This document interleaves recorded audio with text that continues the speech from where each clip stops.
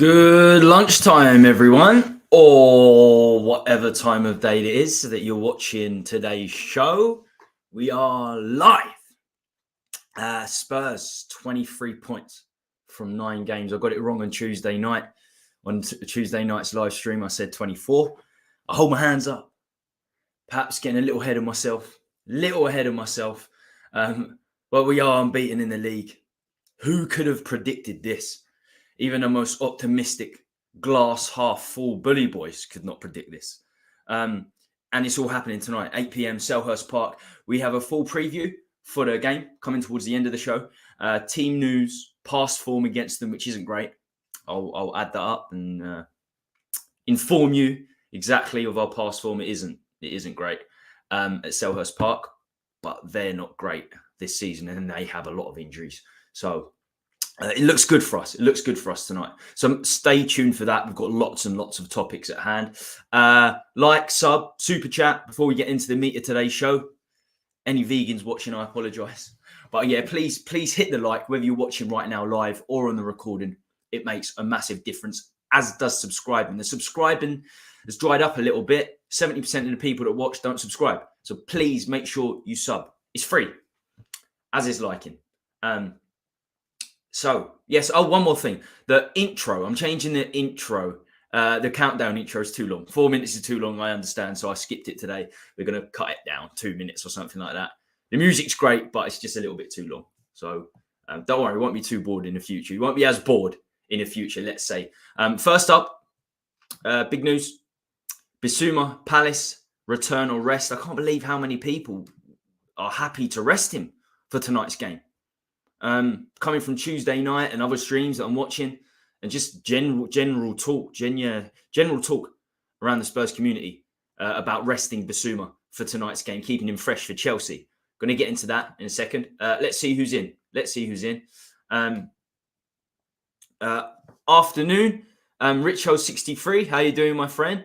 Jacob Farrell, big up T. Yes. How we doing? Big up Tommy. How are we this afternoon? It's good to see the afternoon crowd. Wow, Daryl Denton, did you do this on purpose? Did you mean to do this? £10? Is that a £10? Is a £10 super chat or a super sticker? Whatever it is, thank you ever so much. I'm not sure if you meant to do that, Daryl. Very rare I get this at the start of the stream, but very generous regardless. So thank you, Daryl. Should have put a super chat in or something. But to be fair, on these solo streams, I'll read out everyone's chat. I'll keep it very, very, very interactive, fully interactive. A lot of the criticism on the guest shows is that I don't go in the chat as much. It's very, very difficult when you got other people watching.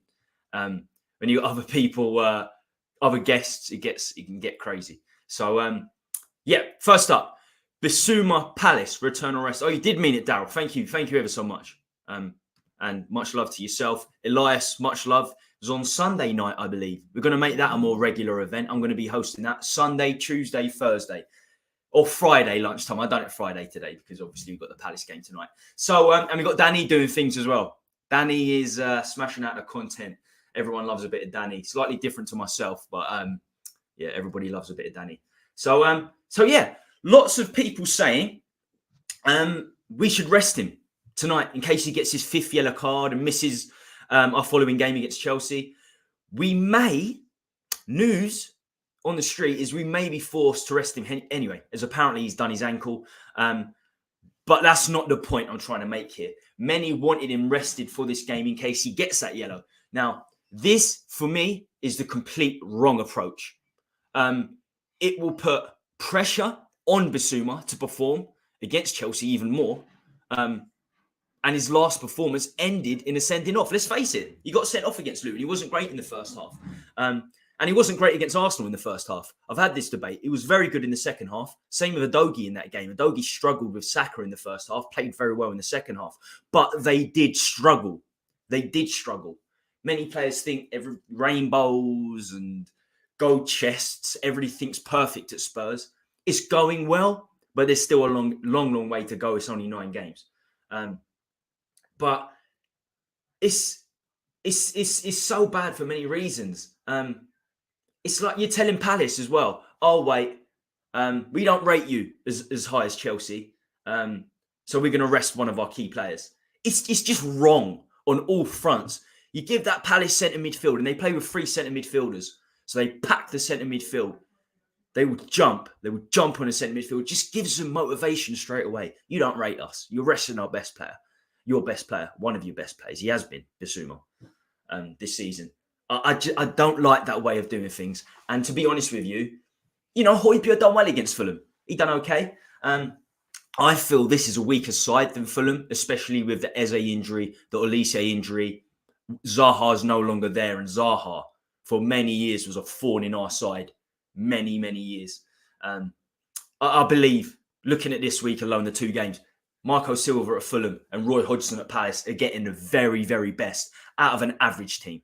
Maybe also below average team. These should be relegation battling teams. I think because it's a weak league this season, I think we lost three top teams: Leeds, Southampton, and Leicester. I think their top teams replaced with Luton, Sheffield United, and Burnley. Burnley are okay. It's a weaker league. That's probably why Fulham and Palace will be comfortable staying up this season. Regardless, their managers are doing a very, very good job. If I'm resting a centre midfielder tonight, it'll probably be Sarr, because Sarr came off with a little knock. Apparently he's fit tonight.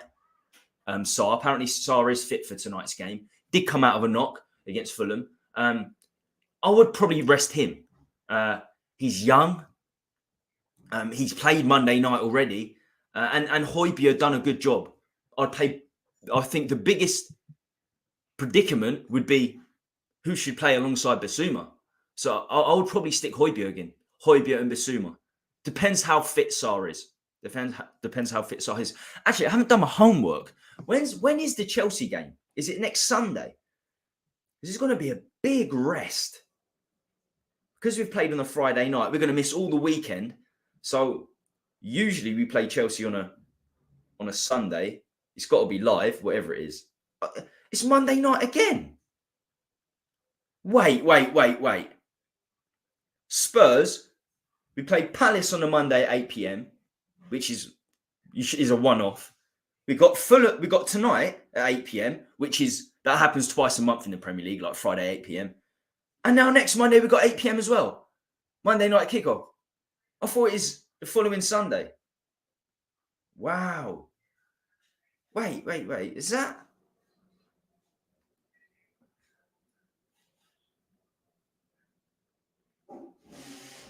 Friday, Saturday, Sunday. Yeah, it's the following Monday. That's odd. 8 p.m. kickoffs. To be fair, I love the 8 p.m. kickoffs. I'm still hunting for a Spurs Chelsea ticket. I'm still hunting.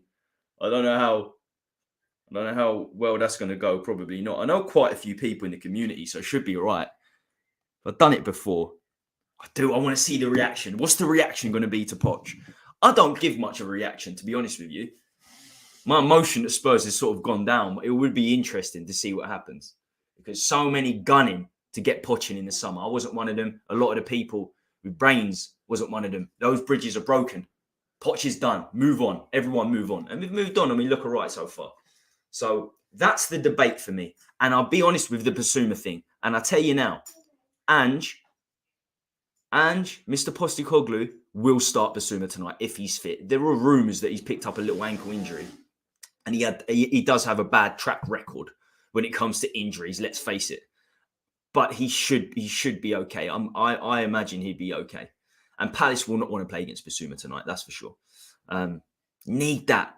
They play a 3-man midfield. You need that. You need that sort of box-to-box player. Afternoon, bruv. Audio, what's happening, my friend? How you doing? Bissouma has to start. We can't afford to rest him. I agree. You play your best team. This happens so often. It has happened in the past. Other teams resting players. We've done it ourselves. Then he gets injured. Anyway, he'll get injured for the Chelsea game. That'll be it. We'll lose to Palace because we didn't play him. Then he'll get injured against before we play Chelsea, and we'll lose that as well. Just play your strongest team. We haven't got a game for another 9 or 10 days after as well. I know that doesn't make much difference with the suspension, but in terms of players that are gone from Monday to now, I would play pretty much the first team. It's 3 or 4 days, 2 games in 3 or 4 days, but we haven't got another game for almost 10 days. So I'd go strong. I'd go fully strong tonight. Okay, now this is a big talking point because I've had some falling outs over this. I really have had some falling outs over this. So it's. I'm going to put my big screen back on now. Let's get rid of this. So it's stats versus senses. Very, very divisive debate. People come from different viewpoints on this. Some people like a balance. Some people say they like a balance, but they don't really.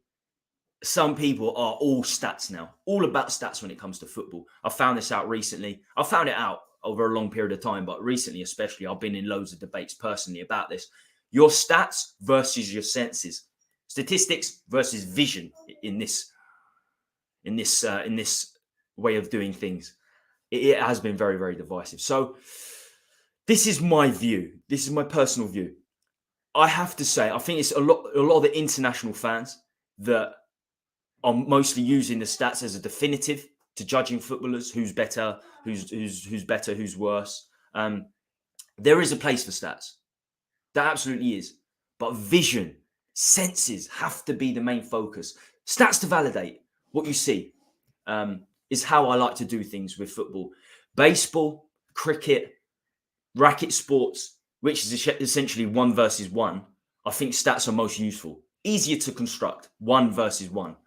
A 22-man flowing football pitch with substitutes, 5 subs that can come off, 5 subs that can come on over 90 minutes, no stop starts, right? No stop starts whatsoever. 22-man is very difficult and ultimately wrong using these stats as the definitive to the quality of a player. This player is better than that player. That use your eyes, use the stats to validate. I believe people that do use statistics all the time, I think they're guilty of 2 things. And it could be you, some people in a chat. And this is nothing personal. It's just the way I'm seeing things. And I have to be honest. People that constantly use statistics are one of 2 things. Lazy, as it's so much easier to go on SofaScore or whoscored.com and watch and construct stats than it is to watch a 100-minute game, yeah? Because you've got 90 minutes and, well, it's like 2 hours if you take pre-game, half-time and that into account. It's so much easier. And if it's not laziness, and sometimes it's not, it's people trust stats over their senses. So anyway, they don't trust their senses. They don't trust their vision. That's on you. That's not on me. So if you want to trust the stats over what I see, that is completely up to you. But it's not the way I do things. I like using. Let's see what people are saying first. I'm gonna carry on a little bit more. Let's see what people are saying. Right. I didn't really look at the Bissouma thing. A few people still talking about Bissouma. Bissouma has to start. We can't afford to rest him, of course. Gary said that. But Biss needs to learn to control himself. I'd play him. He's not the be-all and end-all yet, Bissouma. He has all the talent in the world. The first 3 or 4 games this season, he was incredible. He was up there with Maddison, probably. Sort of tailed off a little bit. As I said, in the big games, wasn't great in the first half against Arsenal. Wasn't great against Luton, obviously, got frustrated. So that's a fair point. Needs to control himself. A lot of you stats for bad players or form, in my opinion. I want to look at the stats from Monday night as well. I'm going to go over that a bit. Udogie to be assessed before the game. We could be short of a lot of pace if there's no Udogie, Sarr and Bissouma. Højbjerg, Davies in the first 11 will cause us problems. Yeah, that is an issue. Depends who Palace put out, though. Palace haven't got the fastest team. Palace could put Schlupp out. Jeffrey Schlupp. And that worries me because he always plays well against us and he's rapid. Although recently they've been playing Mateta up front, who doesn't really score many goals. Jordan Ayew on the right. And who they've been playing on the left. I can't remember who they've been playing on the left, but it's not Schlupp. Not as fast as Schlupp. Oh, Edouard, they've been playing on the left, who basically is a striker. But they've got a lot of injuries. So I hope Schlupp doesn't play because he is very, very good, very fast. Put your best team in, your best team out. WTP, in out, shake it all about, do the hokey pokey and you turn around. And that's what it's all about. Is that because you didn't have enough characters in that part to put, and that's what it's all about.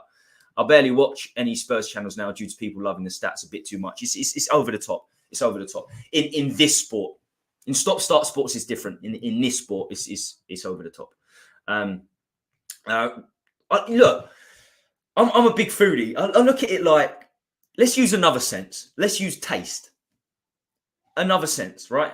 I've got 2 pepperoni pizzas. I'm trying to figure out which one I like best. I don't know. I like the one on the left. But somebody tells me, no, you can't. That one has more pepperoni slices. That one has a higher cheese milk content. That one has more fresh tomatoes. You must like that one better. I'm like, no, I don't care. I like that one better. I like the other one better. My senses are telling me that one is better. You can throw any stat at me in the world. It doesn't make a difference. The only thing I will agree on are the numbers in the stats themselves. So if you say somebody's got a higher heading ratio, percentage ratio, and winning headers, I'll be like, yeah, okay, they have. Doesn't mean they're better. I mean, that's a higher number. I agree that 15 is a higher number than 14, let's say. But it doesn't it doesn't mean a great deal to me in terms of watching players. Look at these ratings. These are the ratings I see. I barely watch any Spurs YouTube channels due to people. Yeah, it is over the top now. I barely watch YouTube now because of the forced adverts. Right. Let's look at the ratings. Let's have a quick look at the ratings. I went through this. I did go through this on Tuesday night, but I had guests on, so I didn't really get a great deal of my own say. I didn't get my own opinion in. So let's take a look. Let's take a look at this. So as you can see, you know, they're the 3 substitutes that came on. They got them at the top. Johnson 6.1, Skip 6.5, Royal 6.4, all come off the bench. Vicario 7.4 in goal. I think that's fair. Made one great save, but was a little bit dodgy with the ball at his feet at times. Romero and Van der Ven. Romero should be 9. If we're looking at stats, these are the ratings compiled by through all the stats, 200 or 300 stats. These are the ratings they give the players through that. 7.4 for Romero? No, he's a 9. He was a 9 the other night. Positioning, leadership, covering, those things you don't really have stats for, and that's the issue. So he was a 9. Van der Ven was good. I mean, he was caught out of position a few times, Van der Ven, but his pace to come back in was incredible. And Romero covered him well. Adogi, to be fair, he come off early, but 6.5, no, he should be higher. Pro 7.3 probably. Sarr, that's probably right. Højbjerg probably right. Richarlison 6.8 though. No way. No way should he be above Adogi, above Sarr. Pretty much only a few behind Romero, isn't he? No way. Kulusevski 6.6. And when I remove my rolling banner there, Richarlison, Kulusevski was better than Richarlison. 100%. It was making things happen. Okay, his end product wasn't great, but Richarlison's end product really wasn't great. The assist probably helped him. Son, 8.9. That's insane. I think he done okay, Son. He took his chance well, but 8.9? If you ever need to... This is just the latest one I looked at. This is not because the stats were off kilter just for this game. They're off kilter every game. They don't make sense. And that's what I prefer to use. My sense. You can use what you want. But I'm telling you now, trust your senses. Okay, we're running through this pretty quickly. We haven't got much left on today's show. I'm going to do a Palace preview. I've got a lot of info on the Palace preview. And I like to go through rumours because the transfer window is actually coming up. Sort of. It's 2 months since the window closed, come November the 1st. So it'll be 2 months until it opens. You should be being proactive. So I'm going to be looking at recent transfer rumours. Yesterday and today's transfer gossip for sure, because we didn't stream live on here yesterday. So we can compile both. Right, before we get into the Palace preview, let's see what people are saying. I'm not sure how many likes we have. It would be wonderful if we're close to 20. It'd be absolutely fantastic. We're on 17. We're on 17. It'd be wonderful if you could hit that like. That'd be great. If you're watching and haven't already done so, and subscribe, please. I also have to say shout out to Richo at the start of the show, afternoon, an Everton fan that keeps coming on. So yeah, good to see you, Richo. I hope you're still here. Tell us what's going on in Everton world. We always have opposing fans in here, neutral fans in here. Right. Okay. The pizza on the right is vegan pizza. I'm not into the vegan stuff. Not yet. I tried to be vegan for a month. It didn't work. Some rather have Son over Haaland because a certain stat says so. Not for me. Son's a purple patch player. Haaland all day for me. Even last season, it was crazy last season. Son was average. He performed well at the end of the season, started scoring a few more goals. But every game, his stats, looking at these stat ratings, looking at other channels, and this SofaScore thing, I had him at 8, 9 every game, even when he was shoddy. I guess what it is kilometers run, how much work you're doing off the ball. That might be why Son gets such high ratings, but it's not enough. It's 8.9 the other day. Those stats alone determine the fact that you shouldn't be using these. You should always go with your instincts. Yeah, that's just ridiculous, isn't it? So Son over Kane as well. I think Son got a average rating over Kane, a higher average rating over Kane for the majority of last season, which is just insane. The Football Terrace had 3 YouTube adverts in a row yesterday, so I turned it off. I didn't even get the option to skip the adverts either. I chuck adverts on here because other than that, we have absolutely no way of making any money. Do you know what I'm saying? I mean, it's very rare that we get super chat, but it's fantastic that Darryl Denton put that in today. But it is quite rare. So we may make 50p or £1 off the adverts. And it just, is £10 a month, £15 a month. I mean, I pay £20 just to use the StreamYard and some of the other services. So doing this, I'm losing money. I put adverts on for that just so it's. Sometimes we don't monetize every show. But it's as simple as that. That's ridiculous. If you haven't even got the option to skip, I wouldn't be watching it either. I really wouldn't. Right. Okay. One advert was 4 minutes. That's madness. That's absolute madness. Right. Let's get on to the Palace preview in full now. Okie dokie. So I've already mentioned a rather important part of tonight's game, and that's the Bissouma dilemma. Do we play him? Do we not? But let's have the full Palace preview. Starting with our history at Selhurst Park. It's not great. Not recently, anyway. We won 4-0 there last season, our most recent game. Smashed them to bits. We lost 3-0 the previous season, so 2021, 3-0. 2 draws before this, and we lost in the FA Cup in 2019. So it's not gone well. It really hasn't gone well. I mean, this is at Selhurst Park. So since 2019, 1 win in all 5 competitions. But I'm confident tonight with this current Palace side, the injuries they have. The atmosphere is always great. A night atmosphere, London derby. I love it. And the atmosphere is always great at Selhurst Park. They don't like us for some reason. It is still a London derby, I guess so. Sort of London derby. It is on the border, isn't it, where Palace are? I moved recently. I am in Crystal Palace and Arsenal territory for sure. It's the first time where I've lived somewhere like that. It makes things very interesting when I go out running in a Spurs tracksuit, or I do my morning run in a Spurs tracksuit, or I go around to the local pubs and have a beer. Honestly, when we played Liverpool, that's the first time I went to the pub down here to watch a Spurs game. We played Liverpool. There are no Liverpool fans in the pub. Everyone was cheering. As soon as Liverpool done anything, everyone was cheering. As soon as Spurs scored, they were booing.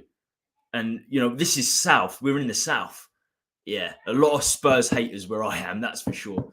So this is still a big derby for many. Some other team news for both sides now. Palace, again, missing Eze, Elise, 2 big players. 2 players we should have signed for Spurs. And it's not hindsight. It's not Mr. Hindsight. If you watch my early shows, I've kept a lot of my recordings, even my early recordings. Before they signed Eze, I used to watch a lot of Championship football. Sign Eze. We need a cam. At that point, we didn't get a cam until Maddison, who's of course doing brilliantly well. But it's 2 years later. We could have signed Eze 2 years ago. Or 3 years ago, was it? Brilliant cam. Had all the technical ability, all the tools to be fantastic. Since Ericsson went, we've got nothing. We've got a half-bothered, half-arsed Ndombele and Lo Celso, who does okay for Argentina, but has never really performed for us. And then Elise. I was gunning for Elise more.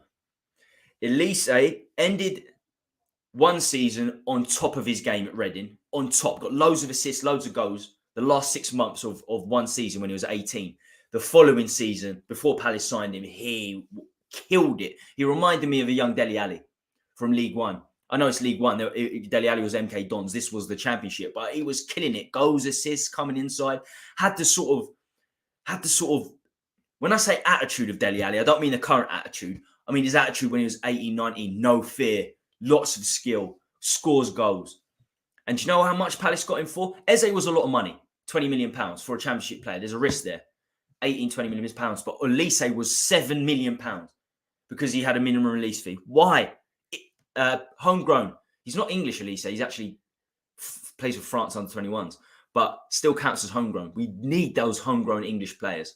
I think it's always great to have English players in and around the squad. And I think that's why the addition of Maddison is a phenomenal one. Knows the Premier League out and out. Cam, we need a Cam. So the point is that Eze and Olise are not starting tonight. I'm sort of going off topic here. They're not starting tonight. Zaha leaving again last season for Galatasaray. I thought, maybe Spurs could go in for him. It was like the first summer in ages we weren't linked with Zaha. He's a bit old. I'd rather have him than Solomon, to be honest. But he went to Galatasaray, which is very, very odd. I thought he was going to Saudi Arabia, getting huge wages over there. He got pretty decent wages and went to Galatasaray, which I am surprised at. Well, he's playing Champions League football, so. And I tell you what, Palace in the last 6 games, they struggle to score goals. They really are struggling, even when Eze was in the team. He's missed the last 2 games, but even before that, 2 goals in 6 games for Palace in all competitions. They've won just one of those games, one of the 6 games, and that was against Man United, believe it or not. Dean Henderson, their number 1, is also injured. He will be missing tonight's game, I believe. Sam Johnson's all right. And Nathan Ferguson, young fullback, I believe, for Palace. He was due back. He done very, very well last season. He was due back for tonight's game because he came off the bench for them the other day, but apparently he needs surgery now, so he won't make it. I think he's a right back. So Tompkins won't make it, but Tompkins, the centre-back, it's not a big deal. They play with Guahi and Anderson, who are fantastic.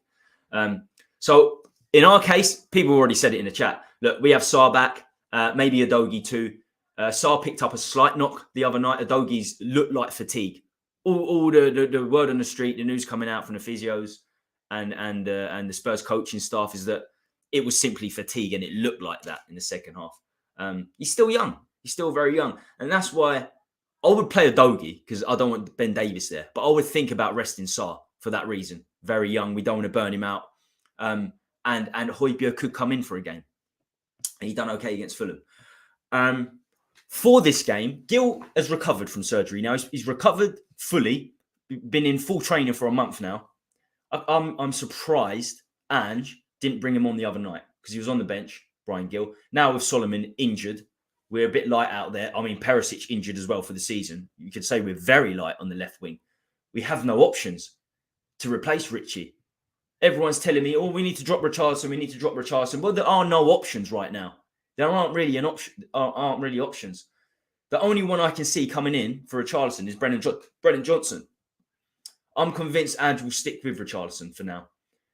Brennan Johnson is, in his brief time, has not looked good, has he? Let's face it, he hasn't looked great. It is very, very early days.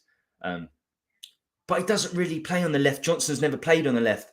For club and country, for club, he's played mostly on the right for Nottingham Forest. And then up top now and again.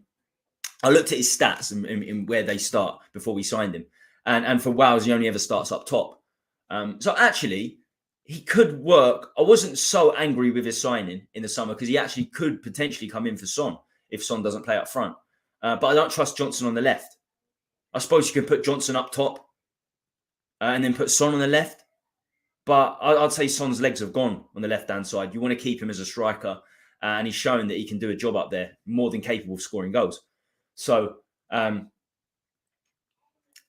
where the dilemma comes in. If Perisic was fit, I think Perisic would be starting in front of Richarlison right now.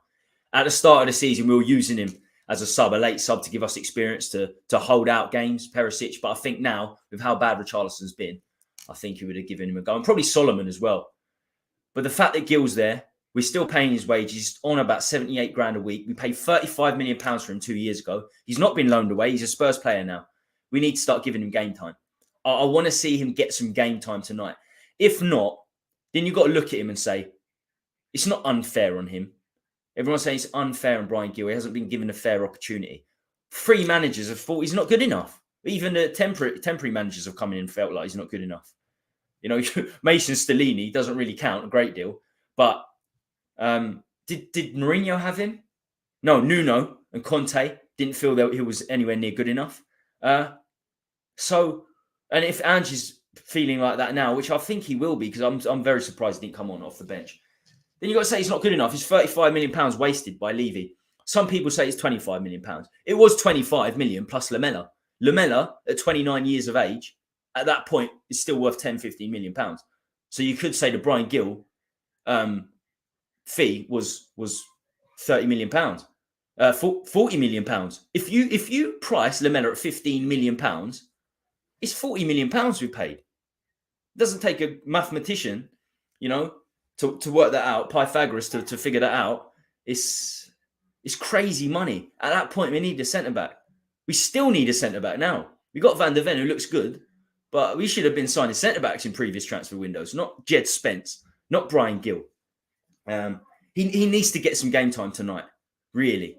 Or for me, his Spurs career is done. If he's not getting game time over Richarlison, even off the bench, then there are problems. There are problems.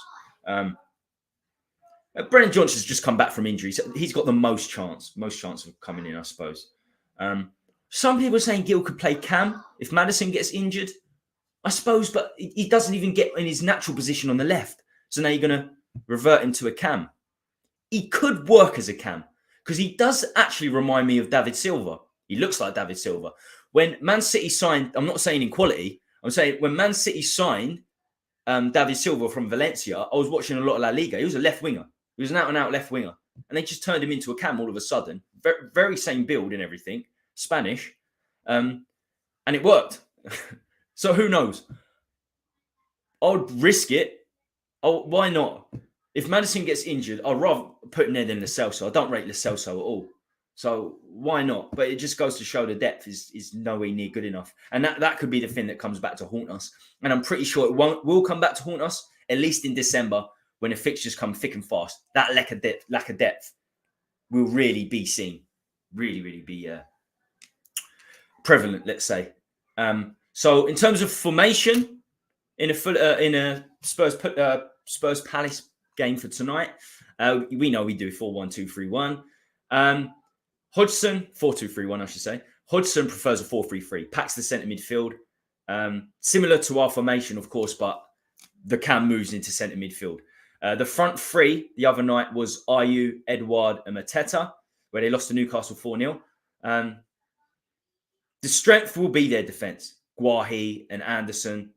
Tyreek Mitchell at left-back, who I rate very, very highly. However, as I said, they did concede 4 against Newcastle last weekend. Doucouré in the middle, he's in the middle of the 3 centre midfielders, is a baller. He's a serious baller. He can get up and down, very box-to-box, similar to Bissouma. I think with Doucouré there, it would be handy to have Bissouma. Very like-for-like players. Could cancel each other out in many ways, but that's not a problem. If Bissouma and Doucouré cancel each other out, that opens up space for Maddison. That's what we need. We need space for Maddison. Luton done a fantastic job on Maddison. It helped that they had 3 at the back and they literally suffocated Maddison. Other than the assist he gave to Van der Ven for the winning goal, he created very little. So I think teams in the future, especially pragmatic teams like a Roy Hodgson's team, like a Luton's team, they're going to look at Maddison. They're going to try and take him out of the game. Starting Bissouma could be key. Get Doucouré out of it because Doucouré is very, very good. He could stop Maddison. So if Bissouma takes Doucouré out of the game, opens up everywhere for Maddison. We know Maddison picks the ball up from the back 4, on the right, on the left. He'll score in the box. Scored so many goals for Leicester in the box. We haven't really seen that so far. He can do multiple jobs. So it's key that we get Maddison the most freedom, as free as he could possibly be tonight. So another reason I'd start Bissouma. I don't think Hojbjerg can do that. I don't think Hojbjerg and Sarr can do that together, to be honest with you. Hojbjerg and Bissouma, or Hoyt or Bissouma and Sarr, perhaps. But Doucouré nearly went to Liverpool for 60 million plus. 60 million. In fact, I want to look at how much he's worth on the transfer market. I want to see how much he's worth. Let's have a look. See, it's good. These solo streams, I can just I can have a look. I'll put Doucouré in, and the Everton boy comes up, doesn't he? But he's rated a lot higher than the Everton boy. That's for sure. Let me see how much he's rated at, because I'm sure Liverpool came in at Cheikh Doucouré for with a big fee. He's 23 years old. Transfer market. He's rated at £35 million. So it doesn't surprise me that Liverpool came in with a big fee.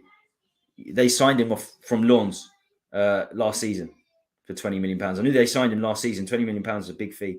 But look, 8 games, 0 goals, 0 assists, and people be like, oh, he hasn't got any goals, he hasn't got any assists, he's useless. No, he's not useless. He's absolutely fantastic. The stats aren't great in terms of goals and assists, and some people will be like, but he is a top player, and I'm sure it was 60 million plus that Palace rejected a fee for. So that Doucouré in front of the back four, Guahi and Anson. Guahi, another player that nearly signed for us. They've got class there. They could be difficult to break down with that 3 centre mid partnership. Right. I'm confident. I'm confident with the team, with the players they're missing. Our defence the other night, high line, very, very high line, high press. If we perform at that level again, keep that line high, keep the press high in their third.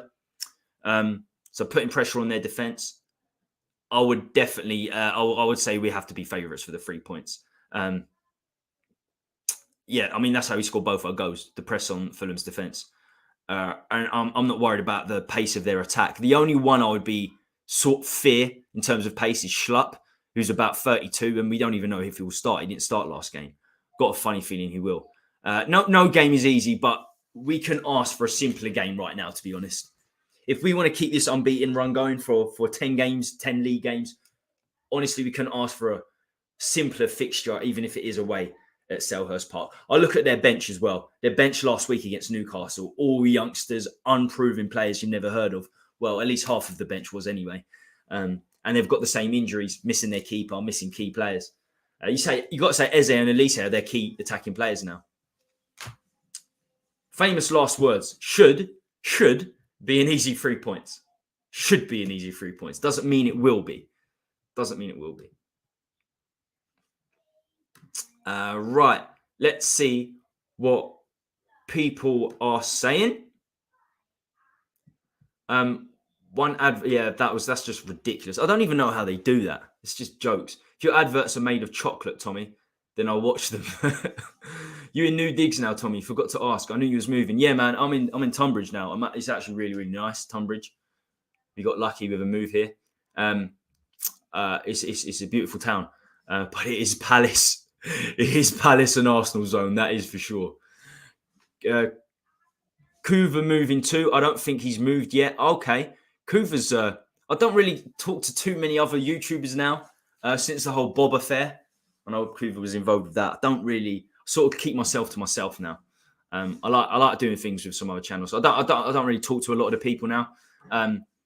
But he's a northern boy, and he's got a bit of a farmer's accent, Kuva. So maybe he's coming down. Maybe he's coming down south. I don't know. We've still got Gil, but I like to see Kulu on the left, crossing with his left foot. See, that is an option, and I was thinking about that as we was talking about it.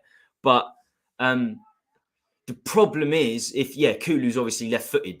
He's so predictable on the right, coming in on his left foot. The issue is he hasn't got the pace to go on the outside, then get the ball in. We've never seen Kulu's crossing ability, because other than the ball that fades and goes into the back post, we've not seen his out-and-out crossing ability. Like Porro on the right crosses the ball time and time again, but it's on his right foot, so he can curl it into the box. Kulu doesn't get the opportunity, so maybe if he's on the left, we could see how good his left foot is. And from what I've seen when he comes inside, he has got a fantastic left foot, but can he beat his man? Can he beat his man for pace on the outside? To be honest with you, he could tonight, because they're playing Joel Ward. I looked at the 11. They're playing Joel Ward at right back, who's like 6'2", really slow. I think they want Nathan Ferguson there, their young man, the young player that's actually just got re-injured and is having surgery. So that could work tonight. Horses for courses. I always say that you should go into no game is the same. No two games are the same in the Premier League. So it's that thinking about it. It's actually a good point.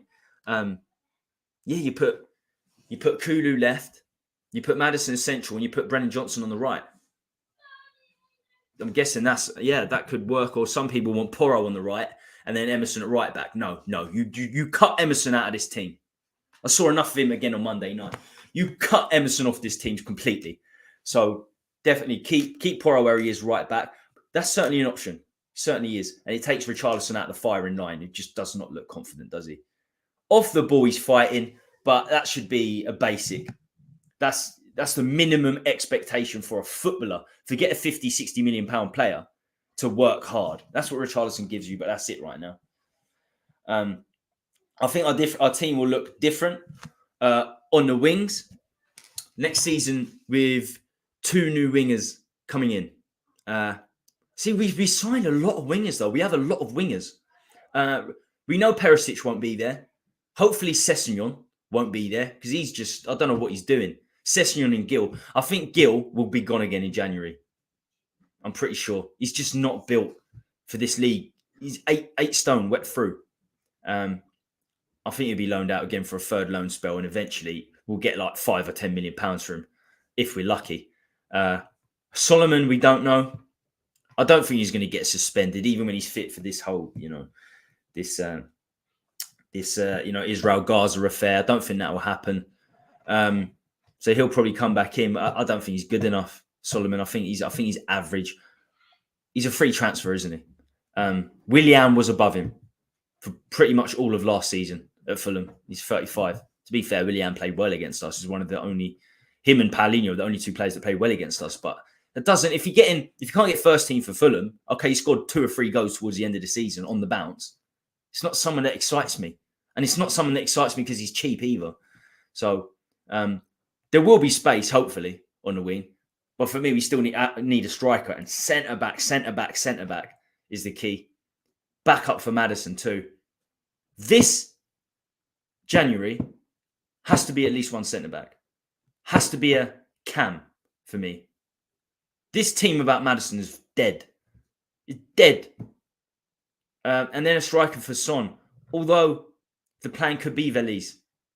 And I like the look of Veliz in very, very small amount of time we've seen. Looks like someone that's going to hold the ball up. He is more of a sub, though, isn't he, Veliz? You bring him on for 15, 20 minutes when the opposition's defence is a bit run down. The team's run down. He can come on and hold the ball up, especially when you're winning. But I don't see Veliz starting. So I think centre-back, Cam, then a striker. Is there any alternative to YouTube, guys? I think, do you know what there is? I think there is. I watch a lot of wokey, non-woke stuff now. I'm not woke. I'm the opposite. Let's say that.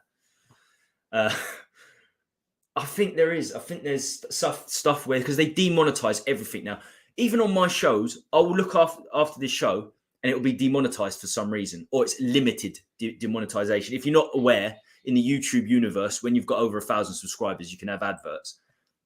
You put it on and it stays on as monetized. It gets limited, or it just gets completely demonetized by certain things you say during a stream. Swearing in the first 10 minutes is not good, which is why a lot of people do the countdowns. So there are locals. Locals are good. There's a video place called Locals. Not really sure there's too much football on there though. And Rumble. Rumble's another one. Yes, that's the other one I was thinking of. Rumble. But I don't know if there's too much football stuff going on in there. We definitely need 2 wingers if we fast track to the Champions League. Yeah. Big if though, still very, very early days. 9 games in. But I put this forward to the people on Tuesday night. Would you be disappointed at this time to not get top 4? And I think we all come to the conclusion that, yeah, we would. Even though it is 9 games, yeah, we would. The teams around us are not strong. I'm not convinced by the teams around us. I don't think Newcastle had the greatest window. I thought Newcastle were going to go big. They started the season off poorly. They're doing okay now. I'm not that impressed. Newcastle, I think 1 or 2 injuries. I'm not that impressed. They still had one of the better windows and one of the strongest sides. Arsenal, they've lost Timber. They never signed a striker. Chelsea never signed a striker. Still got loads of injuries. Man United, horrible transfer window as far as I'm concerned. Probably the takeover had a big part to play in that. The teams around us, we can get top 4. If the team stays fit, I know Maddison's going to get injured. He'll lose. He won't be there for 2 or 3 games, I reckon. If we only lose Maddison and some of the key players for, let's say, 2 or 3 games, like Romero, then I think we'll be all right and we could get top 4 comfortably. Title race, get out your head. Absolutely just forget about it. I can't see us being in a title race. And it's the hope that kills you, and that will kill you if you think we're going to be in a title race. But Champions League is possible. It definitely is possible with the teams around us. Saying this, going back on what I've just said, I also believe that January is going to be big. For the teams that didn't do the business I thought they would, the ones I just mentioned off the cuff. Osimhen is available. All that racist shit that Napoli put out. Idiots, Napoli. Idiots what they've done to Osimhen.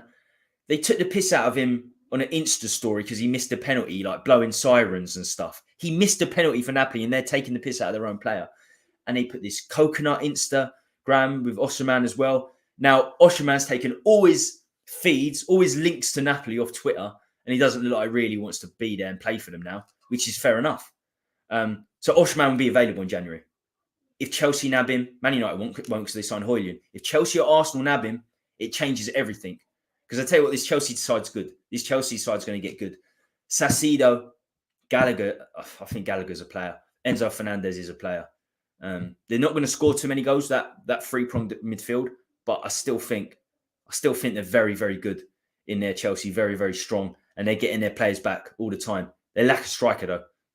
Can't believe Arsenal going into this season with Nketiah, and Jesus is always injured. Doesn't score enough goals anyway, Jesus, even when he's not injured. And Chelsea with Nicholas Jackson and Breuer. Nowhere near good enough. Nowhere near good enough. We already have the wingers. They're just injured right now. Kulusevski, Gil Johnson, Solomon, Son, Perisic. We do have a lot of wingers. This is why I sort of argued the point that we need wingers. But if you look at a lot of them,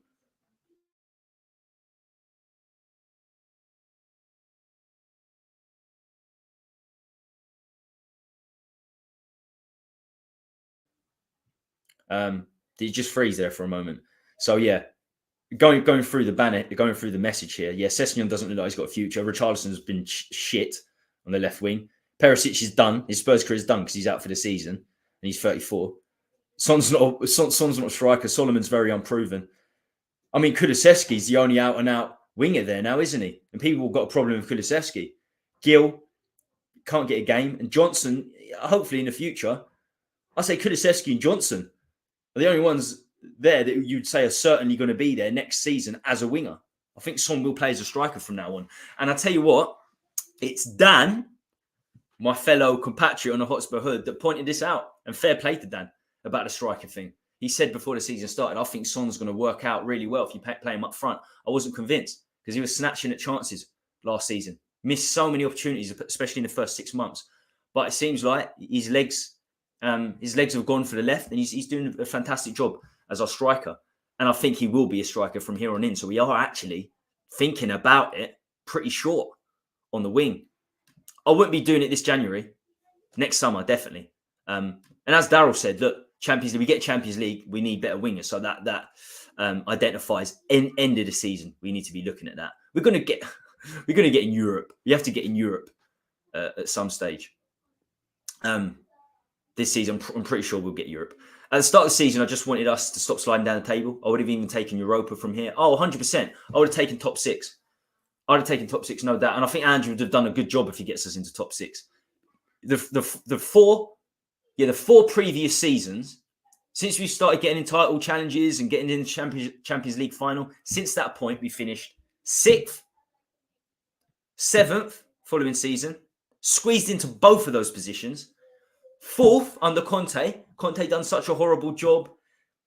He had Davis, Dyer, Romero, who's injured for a long part of Conte's spell, and Sanchez as his back three.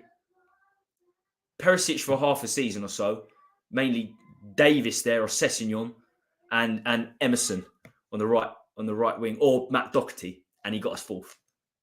Look, Conte's football was shocking, but it goes to show that he was a great manager, got the very best out of an average squad. Because, as I said, we finished 6th before he came, 7th, 4th, 8th, back to 8th last season, and we were 4th when we sacked Conte. I'm not sticking up for Conte. I'm just saying the best managers do get the best results, even if the football's poor. That's what I believe. But even now, top 6 would be, I agree, top 6 would be a positive. And I think we should certainly get that now. And his top 5 gets you Champions League, as far as I'm concerned. I can take two 15-second adverts, but anything more than that, I'm not having it. Yeah, it is ridiculous. Champions League for the taking, if we do our January signings. But big if. That's BS, Tommy. Not aimed at you, but I hear lots of the big channels, streamers swearing their mouths off and they don't get slapped by YouTube. No, they don't. It's the first 10 minutes for some reason. It's not that it demonetizes it if you swear in the first 10 minutes. It messes up the algorithms, so they don't want to send any people there. So when your name's up on YouTube, this is what I hear. This is what I hear. But there are certain subjects you can say, and if you keep swearing, your monetization goes from on to limited. So you still have it, but it's limited adverts. Certain ones don't want to be objectified. They don't want to be linked to a stream that's, I guess, there's loads of swearing on. Some people find a way around it. I couldn't be asked making money using the internet to do so now. I've made mine already, but that's the way things are going now with today's youth. Yeah, I'm never going to make money from this. I know this channel's not big enough and I don't really want to anyway. I just want to talk about Spurs. I'm getting to the stage now where I'm bored of talking about Spurs all the time. But to be fair, I only stream 3 times a week, so it's fine. As I tell Dan, 2, 3, 4 times a week is fine. But the people that stream every day and 3 times a day, how? How can you do it? You're going to hate your club doing that. I don't hate Spurs. Although I hate our ownership, I don't hate Spurs yet. So actually, I'm talking about doing a neutral channel. I used to have a lot of neutral fans on before on this channel, and I've been on a lot of neutral channels. So if people are interested in that, watching some neutral shows, not just Spurs, then let me know, because I'm gonna set up a channel soon, and you should go over there and maybe subscribe to that as well. And it's all fun, but I genuinely enjoy talking to neutral fans sometimes. But some people are just out for the money. They're not about the content. They're just there for the money. And fair play, if they put the hours in, fair play. If they're putting 8 hours in a day, then I suppose they should be earning money. Saying we need a cam in January is one thing, but who's available to match Maddison's quality? Usually a team only has one. That's true. That's very true. But yeah, no one's going to match his quality. But it was the same back in the day with Harry Kane. No one's going to match his quality, but you should still have a backup striker. And you should still have backup players. Like Romero and Van der Ven look very good so far, but you need better backup players than Dyer and a young Ashley Phillips. So there's no one going to be on the same level, let's say, but a higher level than what we've already got in terms of Lo Celso. Like even taking a risk. There are Championship players and lower Premier League players, like in Eze. Eze is available in the Championship. There's a very good cam now. I forget his name. Available in the Championship. Go for him. Go for him. £20 million, young English. I think it's very important to have English players. If you have English players that are not first team, I think it's so much easier to integrate them into the first team. So have someone like that, or go to other leagues and buy and look at cams that are younger but have that quality. Have set piece taking. There are a lot of good players with set piece taking. If Maddison goes, we lose our brilliance in set pieces, whether it's direct free kicks, corners. So I would 100%. I would 100% look at a younger player that's good at set pieces and could potentially in the future get to Maddison's level. You don't know until you play him. There's got to be better options than Lo Celso. There has to be, or Gil reverting from left wing to cam when he's never even done anything in his natural position for us. Audio Art saying, yeah, thanks, man. I found out about Rumble and BitChute as YouTube is clamping down on ad block now, and I'm sick of the adverts. Yeah, it's getting ridiculous. Tommy Talk Tommy Talk Ball. Sounds good. Yeah, that was the other name I had, innit? That was the other name I had. I've actually got a name and I've got a logo sorted for it. It's called Interrosy. It's a much better logo than my Hotspur Hood one. It's pretty basic. It's actually a really good logo. So that could be interesting with some. You get some very biased neutral fans, let's say. But I've talked to a lot of very good fans on this channel. Wolves fans, Leicester fans. They're doing big things. And I think it's fun. It's good to get out of the Spurs landscape sometimes. If they expect me to put up with watching adverts for every fucking video, then they've got another thing coming. Very few don't use the adverts now. So we do have backup in Bentancur. We have backup for centre mid. Bentancur's not playing cam. Bentancur's never played cam. He's before we signed him, he was a very deep defensive midfielder for Uruguay and Juventus. We forced him to play in a more attacking manner because we didn't even have a cam. But he's a centre mid. Bentancur's an out-and-out centre mid, and he's got an ACL. So even if you was to, I've never heard of this concept. I've never heard of this concept of putting Bentancur in cam. This is the first I've heard of it, to be honest with you. But the guy's got an ACL and he's never played cam. So I'm looking at getting a natural cam in. Lo Celso's just not good enough, anywhere near good enough. Tommy Talks Ball sounds good because I don't see anyone else coming in and play if he's healthy. But you're going to need to rotate. Certain periods of the season, you're going to need to rotate. And Maddison does have a history of being injured for 6 or 7 games a season. And those 6 or 7 games, that's 18, 20 points. That's the difference between Champions League and Europa League, or Europa League and non-Europa League. I think it'd be smart to do some business. But first and foremost, first of all, the initial signing should be a centre-back. Get Dyer out of there as soon as possible. If you want to make money, then make ASMR, rain nature ambient videos where you don't have to participate. I don't even know what that is. You have to explain. Interrosy, Bobby Zamora. Remember them days? Yeah, Bobby Zamora. Whenever that name comes up, it brings me back to CFAX. Remember CFAX? I remember being so excited because I think we signed Zamora and Postiga in the same window, and it was on in CFAX. It was like, Spurs signed Postiga from Porto for £6 million, which was huge back then. And Zamora. I was like, yes, we've got strikers. We're going to start smashing it. They were both useless. Absolutely useless. Zamora came from Brighton, didn't he? He's a Brighton boy. Kulu as attacking midfield centre is our best option for Maddison at the minute. See, I don't agree with this, Dan. I don't see Kulusevski at cam. I'd rather put him in there than Lo Celso, I suppose. But I suppose Brennan Johnson is a natural right winger. We signed him as a right winger. So I guess if he gets fit, then you leave Porro at right back. I'm not doing this nonsense where I'm putting Porro on the right wing and Emerson at right back. No chance. I'm not putting Emerson or Dyer anywhere near the starting 11. I don't care who comes in. They're not getting the starting 11 for me. They're useless. So Porro right back, Brennan Johnson right wing, and then Kulu cam. Yeah, that is an option. But I just think he's too tall, and his decision making can be a little bit slow. I think you've got to be really quick-footed and stuff as a cam, like an Eze, who we're going to come up against. Well, not tonight because he's injured.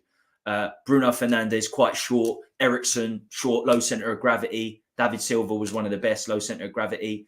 Who's the one that's took it? Bernardo Silva at Man City. I like him small, and I like him nippy. You can fit in gaps. And Kulu's very one-footed as well, isn't he? I don't think it suits Kulu. I'll be honest with you. I don't think it suits Kulu. But if Maddison gets injured, it's not the worst option. And it could be a better option than Lo Celso. So I guess it could be something we do. And as you're aware, Dan, Juventus did deploy him as that back in the day when they had him. And to be Kulusevski and Bentancur got a lot of minutes at Juventus. They didn't come here as fragile backup players. Especially Bentancur, he played week in, week out for Juventus. I can't believe they let him go, but they did. And I can't wait. If Bentancur comes back and he's fully fit, that midfield quartet grows even more. Bentancur, Bissouma, and Maddison. Wow. With Sarr as backup, even Højbjerg as backup. Højbjerg and Sarr as backup. Ooh.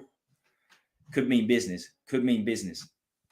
Right, okay, final part of the show. I always like to have a look at some papers. 2 months away from the transfer window, but we can be proactive now. It always can be. So transfer rumours and other bits and pieces, some involving Spurs, some not. This being Premier League rumours, all involving us one way or another. So let's take a look. I haven't even looked at these yet. Honestly, I was rushing to get to today's show. I haven't even looked at these yet. Before we get into it, please make sure you smash a like. And if you've got any questions, get in the comments. As you can see, I'll read out everyone's chat on these solo shows.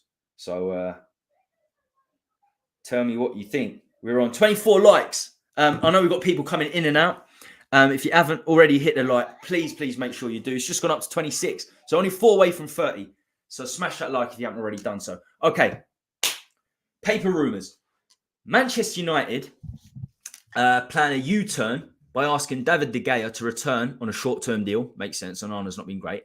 4 months after letting the former Spain goalkeeper, 32 years old, leave at the end of this contract. That's the Sun reporting that. Man City are exploring the possibility of signing Bayern Munich winger Jamal Musiala, 20 years old. That's the Sport in Spanish. Musiala. I'll take him at Spurs. That's for sure. We're talking wingers. I think you're playing the cam as well. That would be a serious signing. They already signed Doku, didn't they? Man City, who looks pretty good. But the best teams, they improve their depth time and time again. Common Spurs, sign Musiala. Last season's treble winners will face competition from Liverpool to sign the Germany international. That's the Bild reporting that.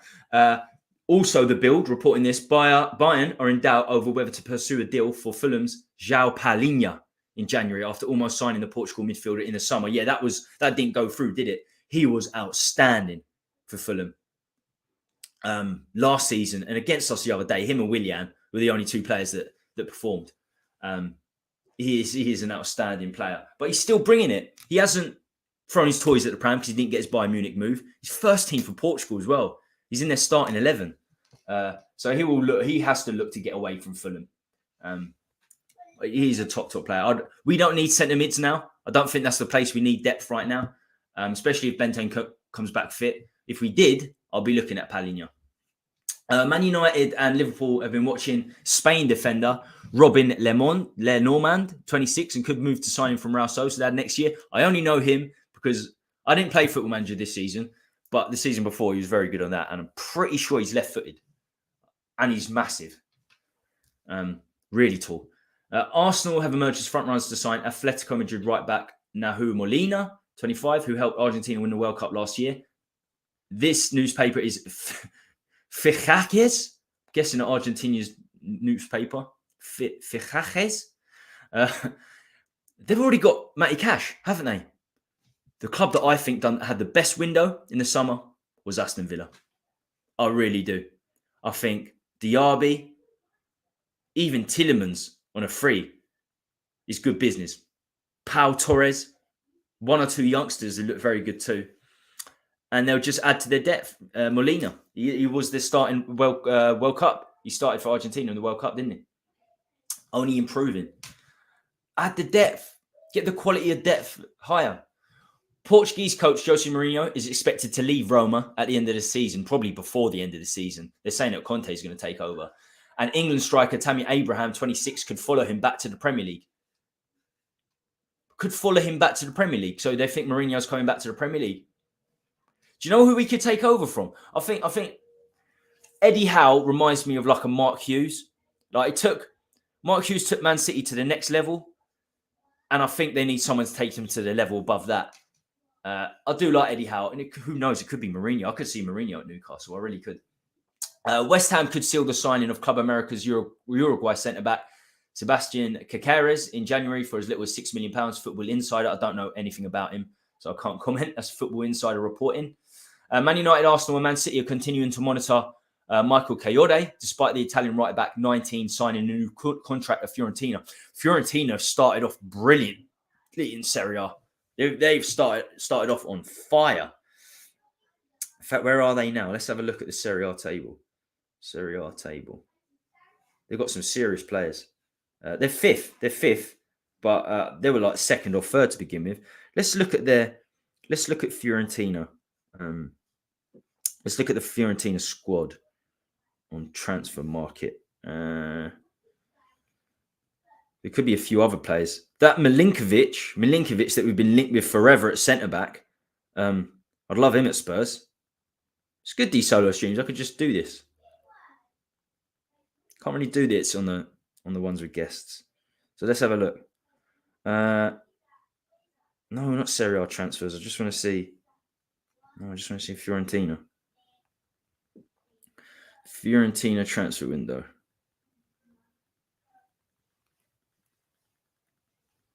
Transfer market. Bloody hell, this took longer than it should have. There's a couple of players that play for them that are smashing it. Milinkovic, he's worth 18 million. How much is this Coyote worth? Let's have a look. 5 million at 19. Could be another Adogi there. Transfer market, their values of players are the best. By far the best. Maximum Lopez. Oh, Nicolas Gonzalez. That's a winger. He's a right winger. But their front line is good. Their front line is good. Nzola, Kouame, Beltran, Gonzalez. They lost Amrabat as well. They lost a serious player. Teams thought they'd struggle. But they got Antonin Barak there, who I think they signed in Amrabat's place. We were linked with him multiple times, that Barak. But Nicolas Gonzalez, 25 years old. He's their big player. He's a big player. Mainly a right winger, though, from what I've seen. So, yeah, teams in for that. Coyote, 19. He's going to go for more than £5 million. Okay, Ian Matsen is set to leave Chelsea in January after failing to secure a starting place. But the 21-year-old Dutchman who plays at left back or in midfield has no intention of going back to Burnley, where he spent last season on loan. This time last week, this guy was linked with Barcelona, Real Madrid. And that's Team Talk reporting that. West Ham are poised to start looking at potential replacements for manager David Moyes, Football Insider. Maybe that could be Jose Mourinho. Former Greece defender Socrates, 35, the Arsenal boy, is set to be reunited with former Arsenal teammate Bellerin at Real Betis, having been a free agent since leaving Olympiacos. That's Fabrizio Romano. Wow, that is the least important news or any level of news I've heard in the last few weeks. Ex-Barcelona Mexico defender Raul Marquez is ready to coach Barcelona's first team after impressing with the club's B team, says his former teammate Gerard Piqué. What a player he was. Remember Rafael Marquez? What a player he was. So he could be the next Barcelona coach. They do well. They do well producing managers from their academy. Guardiola, Louis Garcia. Finally, Al Nassr and Senegal forward Sadio Mane is in the process of purchasing fourth-tier club Bourget Foot 18. That's ESPN. Right. I think that's a good place to wrap up the show. But before we do, let's get in the comments, see what people are saying for one last time. Right. I think Levy should prioritise most of the at 9 a centre back this January. Wait until the summer to beef up the depth for the 4 tournaments we potentially will be playing in. We have a chance this season. That's a good point. Basically, Tommy, millions of people use YouTube to fall asleep to sounds of rain, even sounds of hairdryers, washing machines, fridges, and stuff like that. You just record the sound and upload it. I'll be honest. I'm guilty of that in the past, once or twice. Those videos that send you to sleep. Just have smooth radio. Smooth radio is good for that. You let the videos do the work and put your adverts in at whatever times. Yeah. That's what they do, isn't it? You can upload videos of sexy women or make tourist videos, which seem to get a lot of views, or basically just record your daily life and people will want to follow you. Twitch does a bit as well, don't they? Twitch do a bit, but it's mainly for gaming. I believe Man City squad is 2 Finns playing all tournaments they're in and win the Premier League this season. BPL? Is that Premier League? We are Finn ourselves, but I believe being only in one tournament, that is a blessing. It very much was a blessing that we got knocked out of the Carabao Cup. I do believe that. What's the latest in Turkey regarding Ndombele? Are they still causing him? Still cussing him for being overweight? He's not getting game time. I know that much. Fuck it, Tommy, you should be getting 100 likes per upload now. I can't understand why you're not hitting those numbers, because you're one of the best streamers for me on YouTube. Thank you very much. Very, very much. We need to do more consistent shows. I think that's one of the big things, the consistency, but kind words indeed. We've got a great fellow host on as well, Dan. He's a big part of the channel now. The fact that we started well, I believe we can sustain this form and take the league. given that the rest of the top 6 teams stay longer in Europe. You're going for the league, Jeff. You're going for the league. Wow. It's good to be optimistic. I wish I was as optimistic, to be honest with you. Anyone see Liverpool last night against Loose Tooth, the French team? They were cream, man. Absolute silk. I didn't watch last night's Champions League fixtures. I know the results, but I didn't watch the fixtures. What's the point? Totally agree. Milinkovic, a player I'd love to have at Spurs, already said quality defender. He's someone that's just linked time and time again with clubs, but never gets the move. And by the time he gets the moves, he's too old. But to be fair, the ultras in Serie A make it very difficult for some players to leave and make it very difficult for some players to stay if they want them gone, to be honest with you. That's why a lot of players stay past their sell-by date. Look at Milinkovic-Savic. Milinkovic-Savic, another player with a similar name. Where was he? Lazio. He was at Lazio for about 8 years, killing the league. He only just got his move this summer. But the Lazio Ultras, you don't leave until they say it's okay for you to leave. In a lot of ways. Right. Okay, we're gonna end the show there. I want to say thanks ever so much for watching. As I said at the start of the show, we get a lot of people watching, but they don't all subscribe. Something like 60-70% of the people watching don't subscribe. So please do that if you haven't already done so. And we're on 27 likes. Get us to 30. That would be great. So yes, big game tonight, 8 p.m. 6 hours time. 6 hours time. It's going to be huge. Can we go 10 points? 10 games unbeaten. Another 3 points takes us to 26 points in 10 games. It's crazy. Crazy. Nobody could have predicted this. So let's do it. Let's do it. Hopefully on Saturday's show with the Hotspur boys, we're celebrating a victory. Midday they'll be going live. Sunday night I'll be going live. So stay classy, little whites, and much love. Peace out.